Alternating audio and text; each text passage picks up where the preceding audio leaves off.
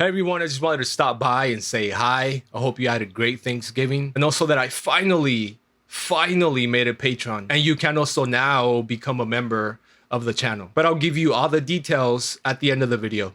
See you then.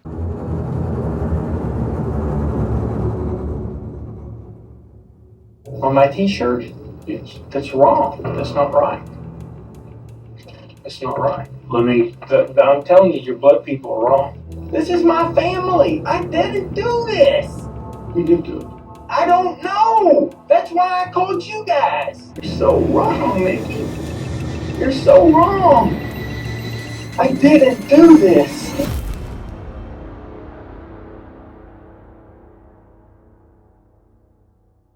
On the night of September 28th in the year 2000, former state trooper David Camm calls 911 and reports finding the bodies of his 35-year-old wife Kim and their two kids, 7-year-old Brad and 5-year-old Jill. All three were shot to death in the family's garage in Georgetown, Indiana. Here's the 911 call.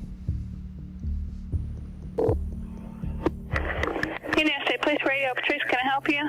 Patrice, it's Dave Camm. Let me talk to Post Command right now. Okay, he's on another line. Right now, let me talk to Post Command. Hold on. You're my only truth. I needed you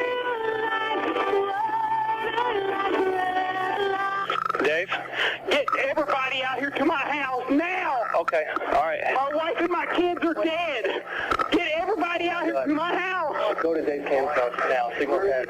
Okay, David, we got people on the way. Okay. Get everybody out here. Come here. Everything's gonna be okay. All right. We're gonna get people. Everything's not okay. Get everybody out here now. They're coming. Go to Dave Camm's house now. Okay. Do you know what happened, David? No, they're dead. I just got them from playback. 4548 Sellersburg. Oh my God, what am I gonna do? David, they're on their way right now, okay? I got everybody coming. Listen, I'm gonna let you talk to Patrice while I get people coming. The street, I gotta get some help. Okay, David, do you need an ambulance? Do you need an ambulance? Get everybody out. I'm going. Do you need an ambulance? I gotta go! Dave, he hung up. Okay, so there's a lot on this case. We're gonna take it slow and go through all the details. But first, I'm gonna give you a little bit of background of David and his family. David and Kim dated for 3 years and married on May 13th, 1989. They both grew up in Georgetown and decided to settle down there and raise a family. 4 years after their wedding, Kim gave birth to their son, Brad. 2 years later, Jill was born. Dave and Kim lived right across the road from their grandfather, which was my dad. We would have family get-togethers, and the kids would be there. Brad was a swimmer. He was developing in that and doing well, and little Jill loved to dance and was really outgoing. David, who was a state trooper at the time, decided to retire after a decade in the force. Kim actually wanted him to leave because of the long hours. So he decided to work with his uncle in the waterproofing business. We do foundation repair, and we do basement waterproofing. Dave and Kim were enjoying each other more because they was able to spend more time together. And the kids' activities, Dave was able to attend and take up some of the responsibility of taking care of the kids. And according to law.umich.edu, on the night of September 28th, David Camm, who had retired as a state trooper 4 months earlier to work with his uncle, said he had been playing basketball at a church and came home around 9 p.m. to find his wife Kim outside of the family vehicle on the floor of the garage. He said he looked in the car and found the kids. So he reached over Jill and took out the boy and began performing CPR. When the boy did not respond, David called the police. 3 days later, David Camm is brought in for questioning. We've got some problems with things the way they are. And that's why, we brought you in here. We're going to give you the opportunity. I cannot believe this. What do you mean? You can't believe what? You are going to try to blame me for killing my children and my daughter. Trying to clean some of the blood up or something like that. No. This is ridiculous. What about some bleach, Dave? No.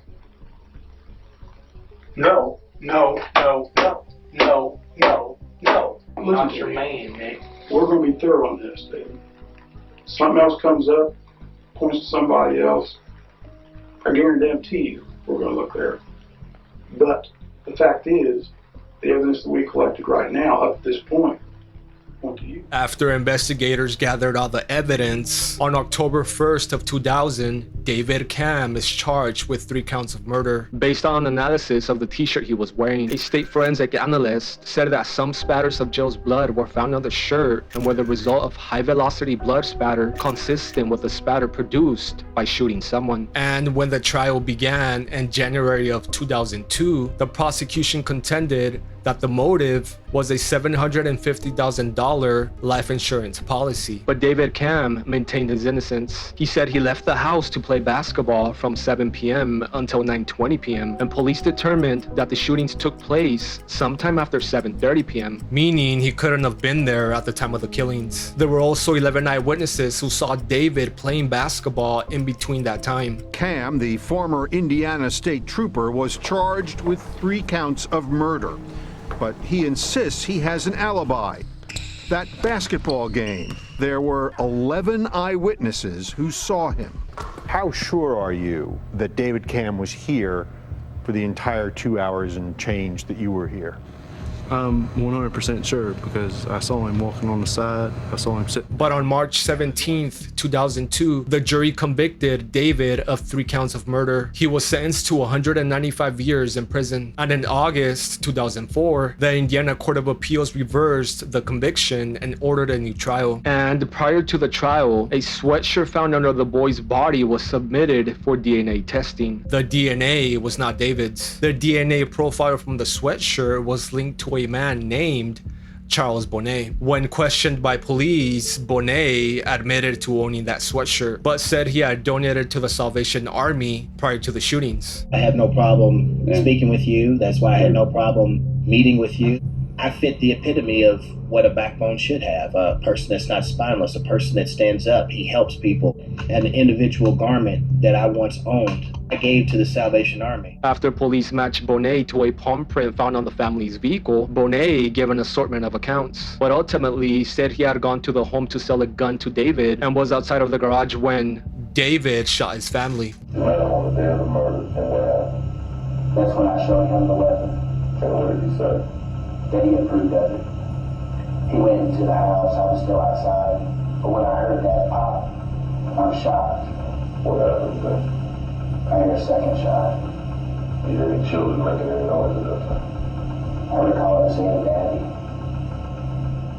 Daddy. David Camm was then charged with 3 counts of murder and a count of conspiracy to commit murder. Bonnet was tried separately in 2005 and was convicted of 3 counts of murder and 1 count of conspiracy to commit murder. He was sentenced to 225 years in prison. Every day, I suspect it'll be always like that. Charles Bonnet makes his way into the Boone County Courthouse for a second day on the stand. This time, there will be no stare down with David Camm.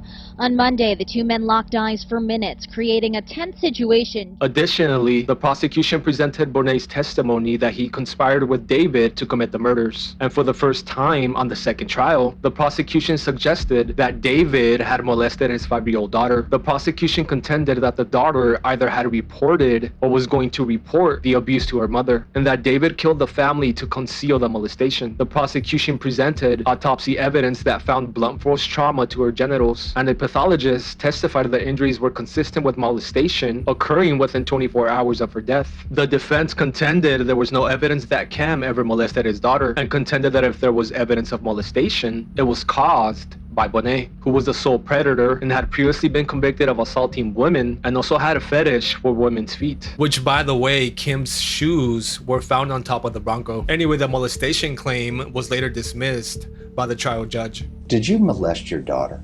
No, sir, I did not. The prosecutor claimed Camm had molested his 5-year-old daughter, Jill, that keeping it a secret was the motive behind the murders. What did you think when that was raised? Well, initially, I was told about the state's belief that Jill had been molested by one of the investigators before the first trial, but actually just before I was arrested in October of 2000. When they initially brought this up, I would say I was dumbfounded I was already in shock. And you add that on top of it. So the shock is overwhelming. I was dumbfounded. I was told as a suspect who was So they being suspected you from the secondary. early going that you had molested your own daughter. That's right. As a possible motive for the murder itself. That's correct. And on March 3rd, 2006, David was convicted again of 3 counts of murder. This time, he was sentenced to life in prison without parole. And in 2009, the Indiana Supreme Court reversed the convictions and sent the case back for a 3rd trial. The defense presented a Dutch forensic expert who testified that his analysis of the sweatshirt found at the scene showed the presence of Camm's DNA, suggesting Kim had struggled with Bonet. The expert said he also found Bonet's DNA under one of Kim's fingernails. On October 24th, 2013, David Camm was acquitted and he was released. After 2 convictions and 13 years behind bars for the murders of his wife and 2 children, David Camm walks out of an Indiana courthouse tonight. He is a free man. For the first time, David Camm left the Boone County Courthouse a free man, handcuffs gone. He said nothing and showed no reaction to his new status. But just minutes before, inside the courtroom, an emotional Camm broke down sobbing at the jury's not guilty verdict. It was almost like the emotions I saw that night, only in a different way. The night I was over there when I saw David rolling on the ground and wailing and weeping over his family, he was weeping that way today for joy, is the way I looked at it. Just completely overwhelmed. Well, what can you say after being in up 13 years for something that you know you didn't do? Family members also didn't have the words to describe their emotions. After 13 years and 3 trials, they feel vindicated. God is good. Praise God. That's it. I don't know what else to say. Nothing more eloquent than that. I can't tell you what I feel. I've never had this feeling before in my life. I hope it's not a dream, okay? I've had this dream before. I hope you guys are real. But this is no fantasy. Camm left the courthouse to Cheers, headed to the Boone County Jail. He was processed out and reunited for good with his family soon after. I can't tell you what he would be like if he hadn't been back there for 13 years. Inside, he's the same guy. But he's been damaged. He's been damaged by the state of Indiana. The prosecution will tell you they felt comfortable about their case. Looking back, Special Prosecutor Stan Levko says that there's perhaps one big thing that impacted this trial. I would imagine Bonet's credibility would probably be a big factor. But despite that, the prosecution says they felt their case and closing arguments were solid. The fact that the 3rd trial only took about 10 hours for a verdict wasn't a surprise. The 10 hours didn't bother me at all, and I did think it would come either I would have guessed today or tomorrow, and I, with hindsight, it doesn't sound very wise, but I thought it was going to be a guilty verdict. The defense feels DNA evidence also played a major role in the jury ruling in their favor. So when you apply real science, justice is done, but they didn't do that in the beginning. They jumped to some conclusion based on a fraud. David Camm and his family weren't the only ones emotional in the courtroom. His 2 attorneys also broke down in tears once the verdict was read. What did he say to you guys? Thank you. He said thank you to the jury. Right. Because they have a lot of courage. It takes a lot of courage to stand up to the state of Indiana in 13 years. In 2014, Camm filed a federal civil rights lawsuit seeking compensation. In 2016, Floyd County settled for $450,000. The case against the remaining defendants was dismissed in January of 2018. In 2019, the 7th Circuit U.S. Court of Appeals reinstated the lawsuit against 4 officers: Sean Clements, Robert Stites, Rodney Engler, and the estate of Stanley Faith, who was deceased. So there you have it. Turns out he wasn't guilty. He actually spent 13 years in prison during all of this. I also want to point out that at first, investigators missed a very important piece of evidence: the sweater. The sweater had Bonet's DNA, his girlfriend's DNA, his prison nickname, which is Backbone, and his Department of Corrections number. So yeah, a very important piece to that case. And again, all the info that I used for this video is from law.umich.edu, which is the National Registry of Exonerations, also from Wikipedia and Oxygen.com. Camm continues to live in Floyd County. Surely you could have gone anywhere in the country and started over again and not had to worry about this past, right, where people may prejudge you for. Yeah, well, New Albany is my home. It's where I was born and raised, graduated from high school, and I've done nothing wrong. So people dictated how I had to live and where I lived. And, you know, I'm at a point now where I don't have to let those people control me. At the same time, isn't Floyd County a painful place? Because you had the worst tragedy that could happen to someone happen here. You lost your wife and your children. Isn't there a lot of pain just because of that? Yes, but think of all of the good that outweighs the pain. It's where Kim and I lived. Those are good memories. It's where Brad and Jill were brought up from the time they were babies. You know, that's all good, and the good far outweighs the bad. A month after walking out of the Boone County Courthouse, Camm returned to Lebanon to meet the jurors responsible for his freedom. He says they remain in touch. We do have a bond that, you know, most people will go through life and never experience.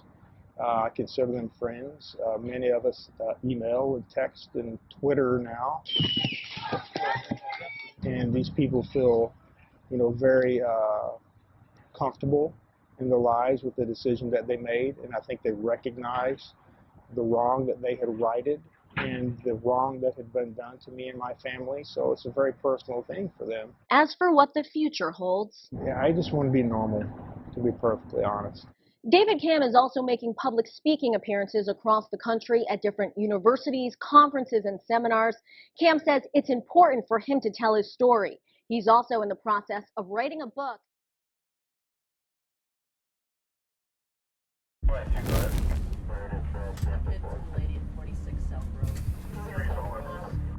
Cobb County 911, destination of your emergency. He just shot somebody at this El Ranchero. What's the address there? What's the address here? December 6, 2020 in Marietta, Georgia. A woman calls 911 from inside El Ranchero, which is a Mexican food place. She then does her best to explain to the dispatcher what happened. Let's keep on listening to the call.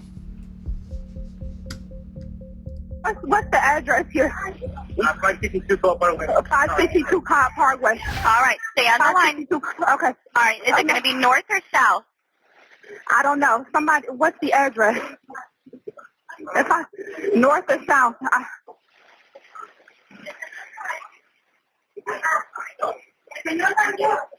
I believe it's going to be, you said it's the El Ranchero, is that correct? Yes. Okay, what is your name? Yes. I'm on the phone. I know you're overwhelmed. Take a deep breath for me. What is your name? I don't know where he went. No. Okay, ma'am, I need you to listen to me, okay? Ma'am. Yes. I need to know exactly My name is, okay. I need to know exactly what happened. They were arguing and is somebody shot? Has somebody been shot? Yes. Okay. Yes. Are you with that person now? Somebody else is over there with. We were sitting there and I was the only one that we saw it. Okay. All right. Take a deep breath for me, okay? Okay. I'm getting help started. Oh my God. You're doing a great job. Where were they shot? I guess in the neck or the stomach. And you said it was a female, right? Yes, it was a female. Okay, where is she currently located? She's sitting in the booth. Okay. In the restaurant. She's sitting in the booth. Okay. All right. Stay on the line with me. You're doing a great job. What? Did y'all like the door? She's dead. You're doing a great job. You're doing a great job. Are you next to her? No, apparently she's deceased. You believe that she's deceased at this time? I believe so. All right. We should have units pulling up now. You're doing a great job. Just take a deep breath for me, okay? Yeah, there's the police right there. Are the police pulling in with you? Okay, the police is here. Okay. All right, let them take over. Take her to the patient, okay?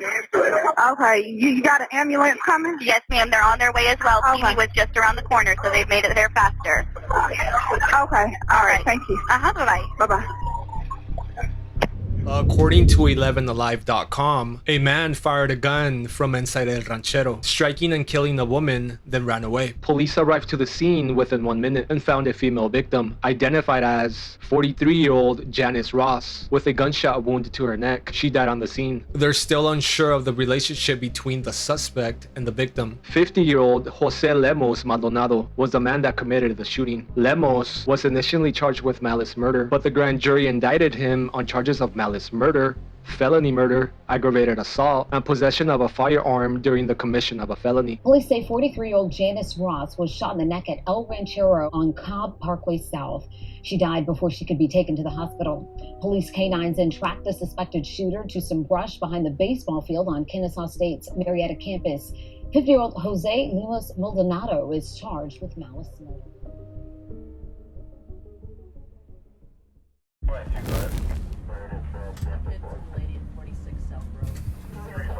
911, what's the address of your emergency? 1955 North, Tamarack Circle North. Okay, what's the emergency? February 9th, 2021 in Columbus, Ohio. A daycare's assistant director dials 911 to report a stolen vehicle with a child in it. She then puts Kamara, the child's mother, on the phone to explain to the operator what happened. Let's keep on listening to the call.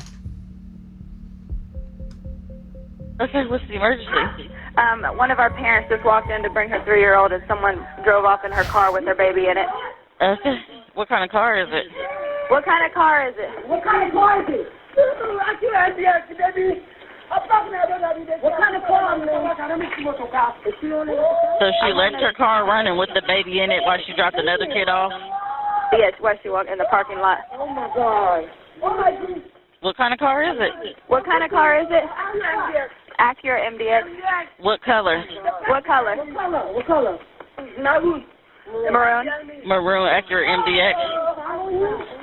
Did she see the person get in it, or which way they went, or what? Did you see someone get 2 guys? Black guys? The police, here, let me. Yeah, put her on the phone, please.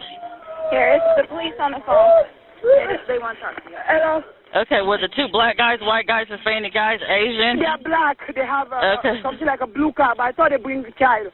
Okay, which way did they go? Which way did they go? I didn't see them. You didn't see them? Huh? So how you know they're black if you didn't see them? They parked behind me. I saw the car, but I thought they were about to bring somebody. They were looking at me. I thought they were about to bring somebody in the daycare. Do you know your tag number? My baby. My baby. Hello? Yes. Do you know how old the other child was? Because I can't. You said how old did you say? How old is the child in the car? He's an infant. Okay, like baby? Yes. And nobody saw which way they went?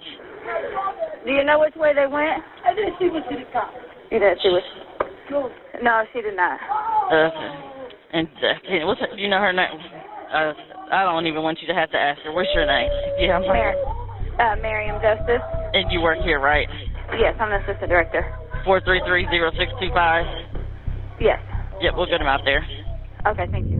According to the Columbus Dispatch, the Acura SUV had been reported stolen around 8:30 a.m. from the Kinder Care Learning Center at 1955 Tamarack Circle North. The baby's mother, Bertholet Kamara, was walking her 3-year-old child into the daycare and had left the car unattended for a minute. 2 men then steal the vehicle with 4-month-old Alpha Kamara inside. And thanks to an Amber Alert, 2 women found the missing child. Navi and Jonah said they were driving down Hildreth Avenue and spotted an SUV that matched the description, and Alpha Kamara was found safe inside the vehicle. Police are actually still searching for the suspects.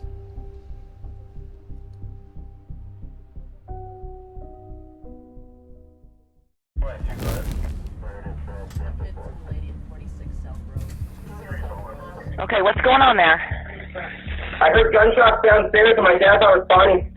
We had an intruder the other night. You heard gunshots downstairs and your dad is what? Yes. And your dad is not responding. We had an intruder the other night. Okay, tell me what your dad again? June 22nd, 2017 in Columbus, Ohio. A 911 call was dispatched at around 7:13 a.m. The caller then tells the operator he'd heard gunshots downstairs and his family's home, and that he'd yelled to his dad from upstairs with no answer. So he hid in a locked bedroom with a Glock and a kitchen knife. Let's keep on listening. Okay, tell me what your dad again? My dad is not responding. He's downstairs and he's not responding. Okay. And I don't want to go down.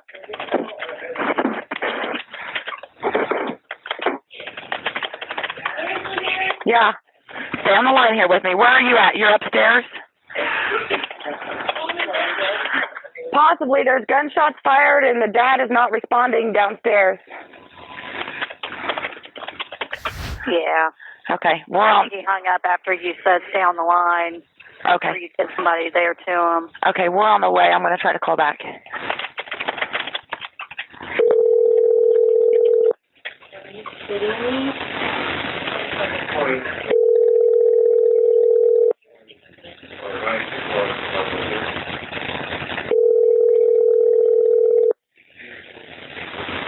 Hello? Sir, stay on the line with me, please. Where are you at in the house? I'm upstairs. I have a gun and I have a knife. Okay, how old are you? I'm 19. Stay on the phone with me. I'm okay. Does your dad have a gun? Do you know? He's not responding. I know, but did he take a weapon downstairs? Yes, he has a gun. What did he take a weapon downstairs for? Did he hear something? We had an intruder a couple nights ago. Right, but they threatened us. We got a letter, and we tried to tell the police, but they wouldn't listen. Okay, now who threatened you? We don't know. Okay, now why did your dad take a gun downstairs today? Did he hear something? No, we were supposed to keep guns on us at all times, me, my mom, and him. Okay, so you guys have guns on you at all time? Yes. Okay. Is that close to New Albany? Sloppy Road. Yeah. Stay on the line with me. Can you hear anything downstairs? No, I lost most of. I'm in the corner right now. Okay. Are you in a bedroom? In the bathroom? It's two bedrooms and one bathroom all connected. A bedroom? Okay. And is it at the back of the house, front of the house? It's sort of to get up. You need to get in the middle. In the middle of the house? Yeah. Okay.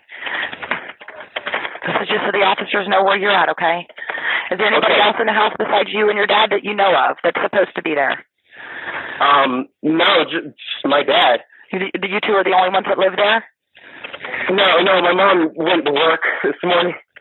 So no one else should be there right now? No. What kind of car should be in the driveway? A black Pontiac, and then there should be a black, truck in the garage. Black Pontiac should be there in the driveway? Yeah. Okay. Can you see outside any windows or anything? I have two. They don't. See out? I can just see the front of the driveway. No. Can't see anything out the windows? Nothing there.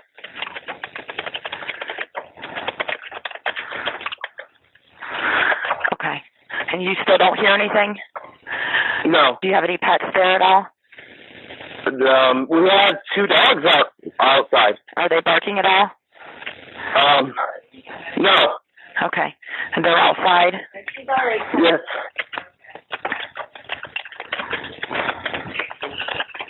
Who has? You. I didn't. That was City transferring me to. Thank you. Okay. Let me know if you hear anything, okay, or see anything out the windows.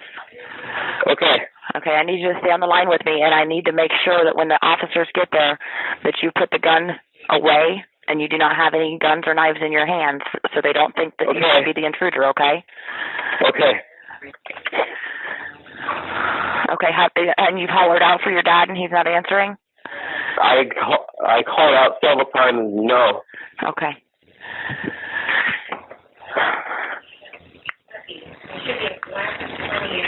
Okay, they're on their way. They're getting there as fast as they can, okay? And we've got the medics just in case anybody needs medical attention as well. Okay.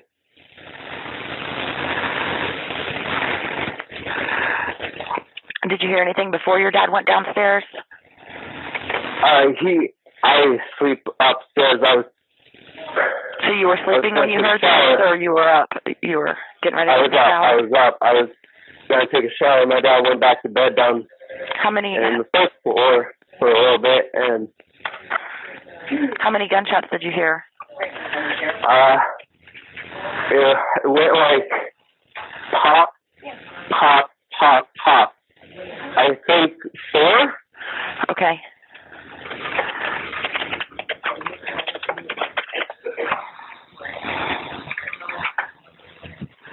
Okay, and you said you had an intruder the other night?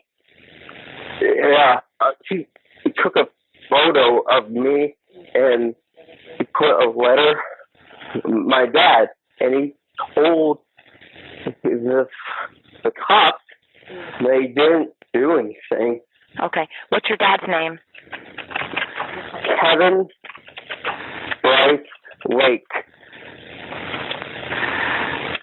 Okay. And what does he look like? Is he a male, white, black, Hispanic? Male, peppered hair. Is he white? Yeah, he's white. Do you know what he was wearing this morning? I know, I don't. Okay.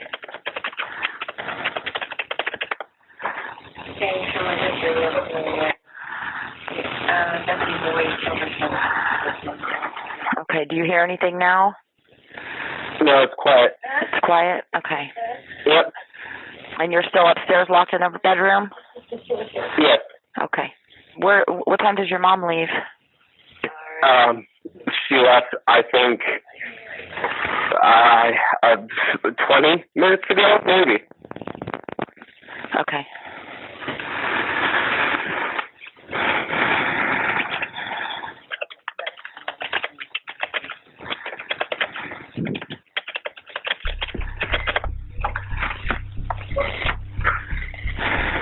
Okay, it shouldn't be much longer. They should be there soon, okay? Okay. So according to ColumbusMonthly.com, Donald Bowen, a Franklin County Sheriff's deputy, was the first to arrive at the home. As he continued to walk around the home, he finds Dr. Kevin Lake in the first floor master bedroom, bleeding from gunshot wounds to his back, neck, and head. He was alive, but a gasping, hissing sound came from his back when he breathed. Minutes later, another deputy arrives and grabbed tissues from the nightstand and applied pressure to the holes. Sheriff Donald Bowen then finds the doctor's son upstairs. He told police this was the 3rd time the house had been broken into that week, related to some court case involving his dad. Jonah also told police his dad went to the FBI, but no one helped him out. But nearly 2 years later, as more information was gathered and detectives gained more evidence, Jonah Lake pleaded guilty to the crime. Jonah pleaded guilty to staging a home invasion to cover up the killing of his father. He was sentenced to life in prison with the possibility of parole after 15 years. Prior to the sentencing, Jonah was actually charged with the murder a year later, but posted a $5 million bond and stayed out of jail. And Jonah's dad, 50-year-old Dr. Kevin Lake, had pleaded guilty to owning and operating a pill mill in South Columbus. He was awaiting sentencing at the time of his death. And if you don't know what a pill mill is, a pill mill is an illegal facility that resembles a regular pain clinic, but regularly prescribes painkillers without sufficient medical history, physical examination, diagnosis, medical monitoring, or documentation. Clients of these facilities usually receive prescriptions only against cash. Dr. Kevin Lake was awaiting sentencing after he made a plea agreement in a major illegal drug clinic case in Columbus. Lake pled guilty in January to drug, tax, and fraud charges in connection with owning and operating a pill mill on the South Side.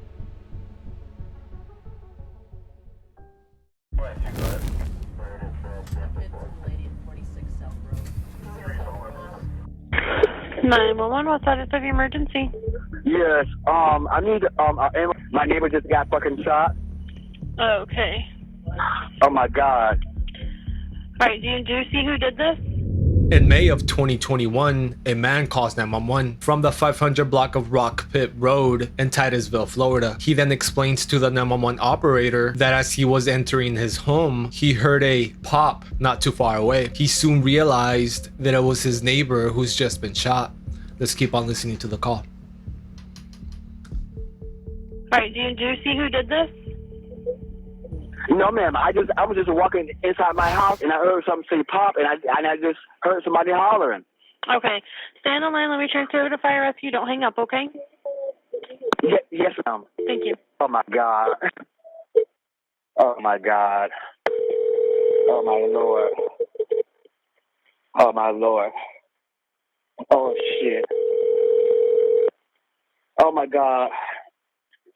Oh my Jesus. Oh God. Oh my Lord. What is the address of the emergency? Yes, sir.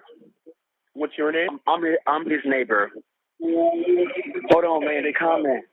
What's your phone number in case we get disconnected? I can call you back. My phone number is. Please don't move. Is there an apartment number there? It's a duplex. Okay. And so, is there any unit number or any? All right. What's going on there? What happened? What's going on? I have no idea, sir. All I know is I was just coming to my house and I heard a pop and I just heard somebody hollering. And it's my freaking neighbor on the damn ground.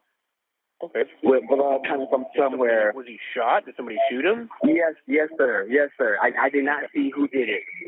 Okay. Where on the body is he shot? I look like it might be in his arm. I'm scared to touch him. To his arm? Okay. How old is he? How old is your dad? He's in his 30s, 33. 33? Okay. All right. Is he awake right now? Is he conscious? Yes, he is. And he is breathing? Yes, he is. Okay. You said you don't know exactly who it was, but do you know if they're still around? No, sir. You said no? No, sir. Okay. Is he bleeding right now? Sir? The patient, is he bleeding? Yes. Where is there a lot of blood or just a little bit of blood? It's shit. It just looks like it might be he's laying down on his back. And it's like it's in his left shoulder, looks like. His left shoulder? Okay. Is there one wound or is there two wounds? I can't tell. It might be just one. Okay. Jesus, hold on, man. Hold on, Jesus. Is he completely alert? Hello? Is he responding appropriately to you? Yeah. He's just moaning right now, but he is alert. Okay. Yes. Okay. All right. We do have some help on the way for you. Do you have a clean, dry or a towel that you can get? You got a clean, dry towel I can use? Yeah, like a clean cloth or a towel or a shirt or something like that. Okay. And what I want you to do is take that towel and place it directly on the wound, where you're bleeding from, right on that wound, and I want you to hold firm, steady pressure right on that wound, okay? Okay. If you bleed the towel, do not lift it up to look. Put another one on top of it, giving you to hold firm pressure on there, okay? Yes, sir. I want you to hold the pressure right on that wound until the paramedics come take over from you. Okay. I see it right. Shoulder. Is it more toward the chest on the shoulder, or is it more toward the arm? Cheese. It's like on top of his like on top of his Okay, here we are. No, right on top of his shoulder. Yes. Okay. Yes, right here on top of his shoulder. Is it the right shoulder or the left shoulder? It is the. Okay. No. Okay. Please, hello. Hello. Yes, I'm here. Do we know what kind of gun it was? Was it what caliber? No, sir. All I know is I was walking to my house and I heard a gunshot and I heard my neighbor start yelling. Okay. All right. I'm just trying to find out exactly how bad the wound is. Okay. Okay. Yes, sir. I've got them coming to you as quick as they possibly can. Is there anybody else in the house there that has any weapons at all? No, sir. No, there's no weapons in here. No weapons. No weapons in the house. Okay. How many people are in the house right now? Right now, it's just the one that's got shot and his son. Okay. All right. We do have some help coming, like I said. All right, they're coming as quick as possible. Yeah, like I said, I was just walking from my next to the neighbor house, and he actually stays behind me. And I heard something say pop, and I just came running. All right, I understand. Okay, so for on the wound, there's an officer here right now. All right, go ahead and talk to them. I got the fire department coming to you. Yes, sir. Police were called to the home of Curtis Murray Jr. When they arrived to the scene, they find Curtis lying on the floor with an apparent gunshot wound near the shoulder. He was taken to the hospital where he died. According to a preliminary investigation, 2 intruders who were wearing hoodies entered Curtis's home and held him and his son at gunpoint in an attempt to steal their belongings. Police says the evidence shows Curtis was shot during a fight with the culprits, who fled the scene and remain at large.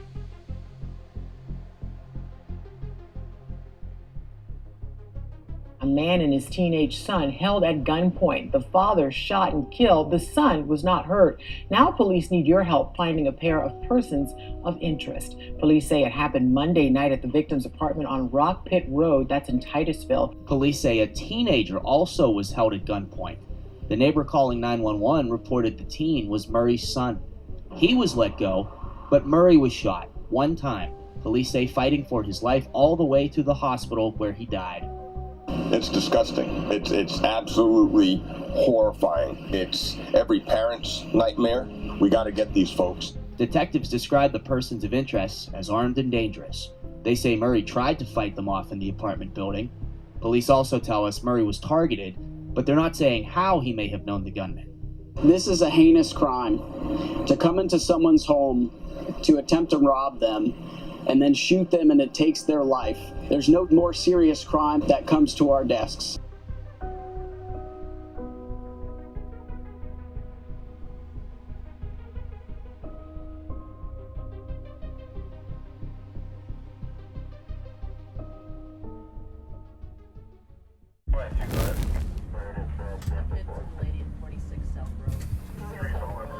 She don't move nothing.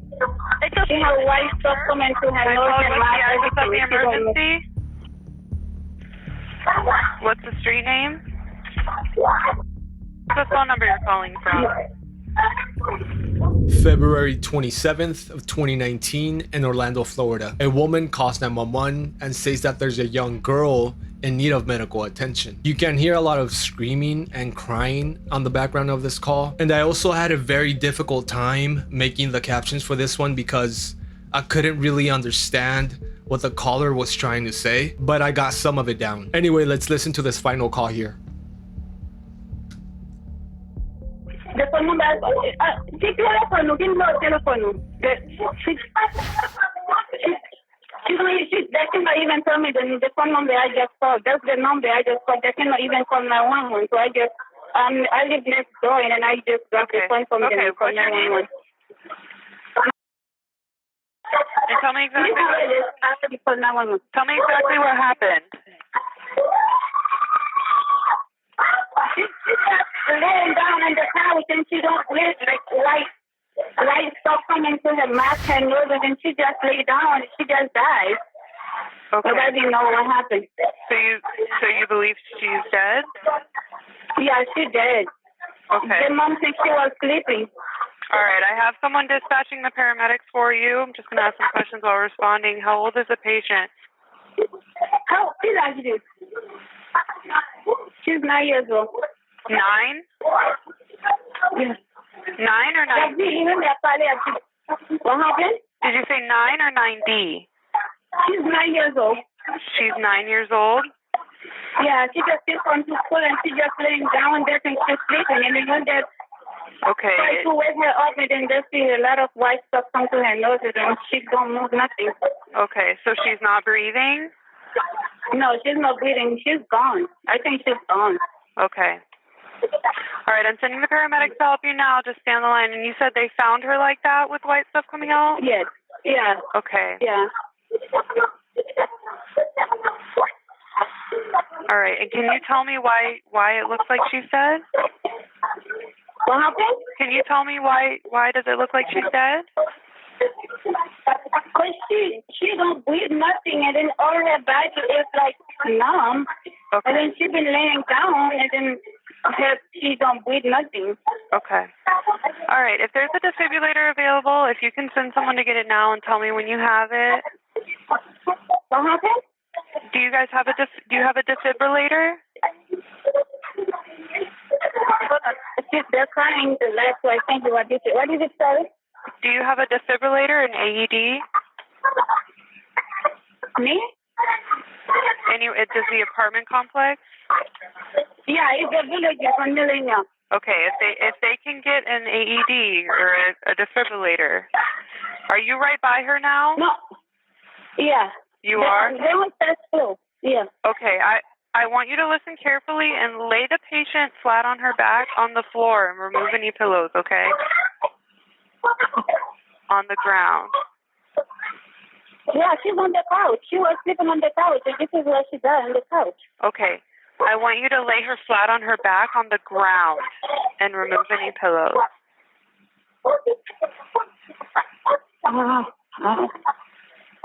We can go here on that, please. Yeah. We're gonna try to do CPR and try and help her. Hold on. Hold on. We're gonna move the pillow. Okay.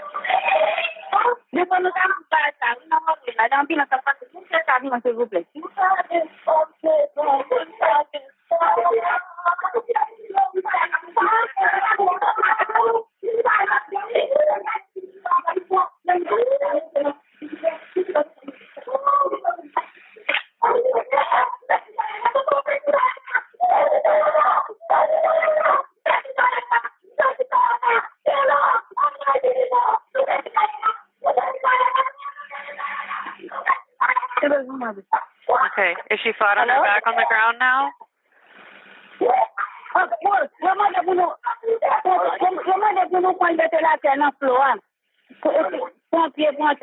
We're gonna put it on the floor. Yeah. Okay. Just tell me when she's flat on her back on the floor. Yeah, we're gonna do that. Okay. Tell me when it's done.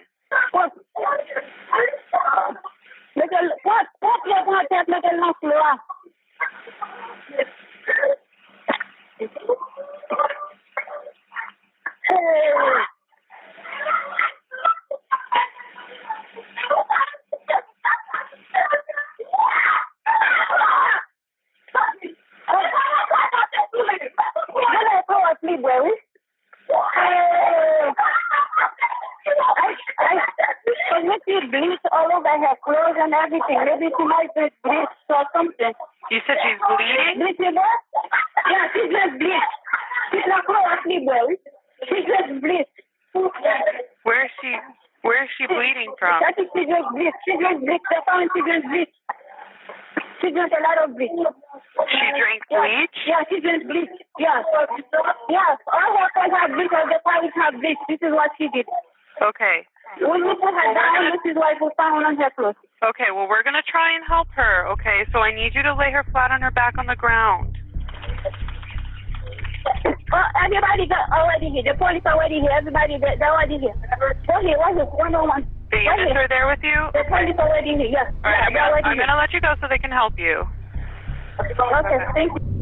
When paramedics arrived to the scene, they find 90-year-old Tayenam Jean Paul, who was unresponsive. She was rushed to the nearest hospital. She was later pronounced dead. An autopsy revealed she died of a strangulation. A toxicology report indicates that Jean Paul had bleach in her blood, but her cause of death was strangulation. The child also suffered chemical burns on her eyes, eyelids, neck, upper chest, shoulders, upper right arm, and upper back. 4 months later, in June, the girl's uncle, Bertholet Fify, was arrested on a first-degree murder charge in connection with her death. Mother just found her 9-year-old daughter dead in their apartment near the Mall at Millennia in Orlando.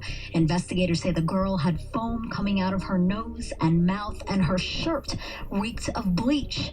Tonight, we're listening in as detectives question the girl's uncle, Bertholet Fify, just hours later. Can you ask him why does he smell like bleach? A translator asked Fify the question in Creole. He said you don't know. And when detectives asked Fify about the bleach stains on his shoes. He said, do you got bleach on his shoes? Yeah. All over. Left side, front. He said if it's bleach, he may came in contact with bleach is when he picked her up and put her on the ground. Yeah. Well, he's only touched her ankle, so that's not going to get bleach all over his. Detectives are skeptical. How can we explain that Tiana had bleach all over her, and he smells like bleach, and his shoe is covered with bleach? When back I speak it. He said he can't explain. Now, officers arrested Fify 4 months later. Orlando police say they were just waiting on the cause of death, which came back as strangulation. An arrest affidavit noted that he smelled of bleach. Investigators still don't have a motive for the killing. And Fify's next court date was on February 6th of 2020, but I couldn't find any other current information on his case.